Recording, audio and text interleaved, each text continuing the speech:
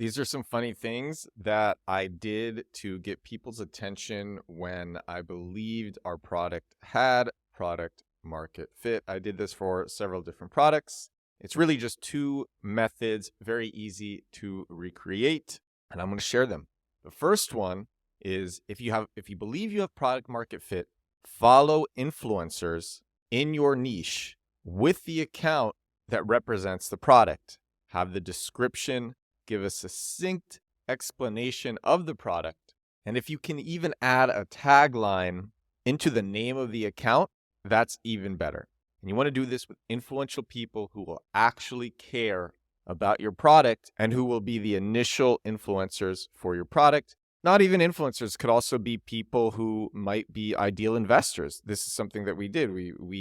I will mention this one. When we made the first video game in crypto and blockchain, we used the account with a follow bot, like a bot that followed and unfollowed people.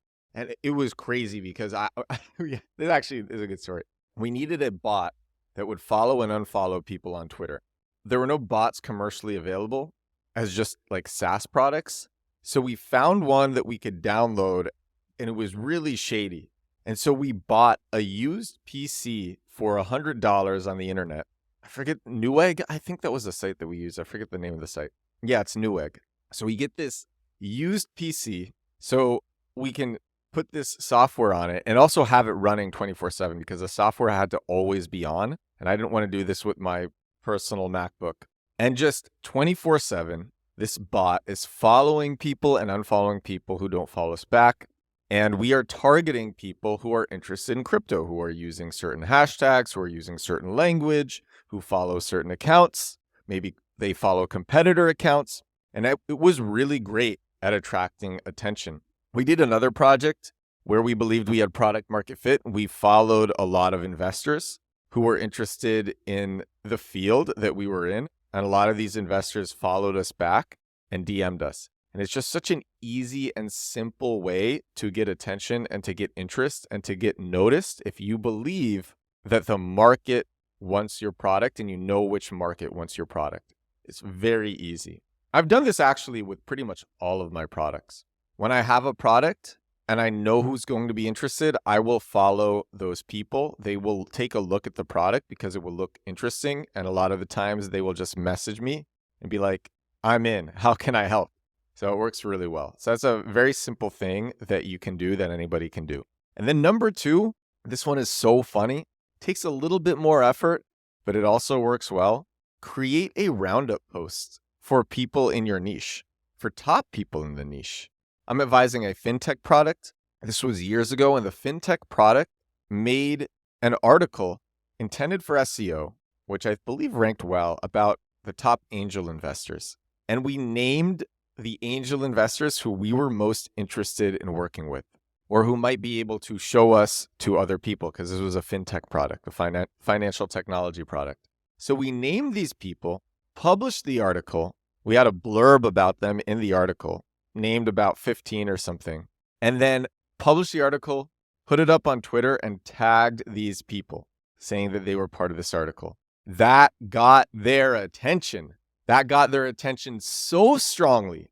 It worked very well. It's such a fun thing to do because everyone likes seeing written press that they get. And many people, especially in the business world, they might be big, but they're not so big that they don't care about written press. I'm not talking about the Elon Musks of the world. I'm talking about maybe somebody as big as one of the All In podcast hosts, for example, and that's huge. That's still huge. Or someone who's just not as well known. Maybe they're just known within the niche. They don't get a ton of written press. And this is just an easy way to get their attention. You can say something nice. You can show that you researched them.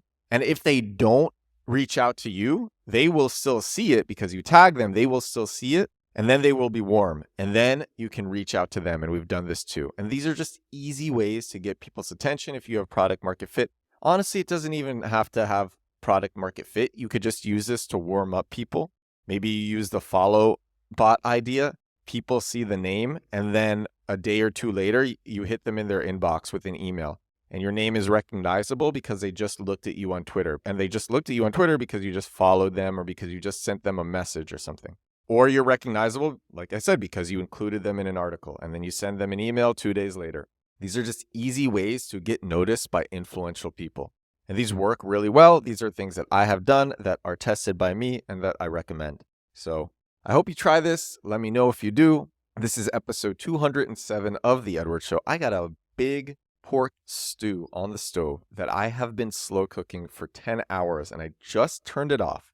And I'm so excited to go and eat this. It is cold winter here in Poland, and this stew is going to be hot and delicious and warm, and I could not be more excited for this stew. Also, I just put up a pretty good TikTok. It's about how Pal World, which was an unknown game, and then a day later was the #1 downloaded game on Steam, and how they did their marketing. And it's a good video. I'm excited about the video's performance. Thank you so much for listening. I will talk to you again tomorrow. Bye now.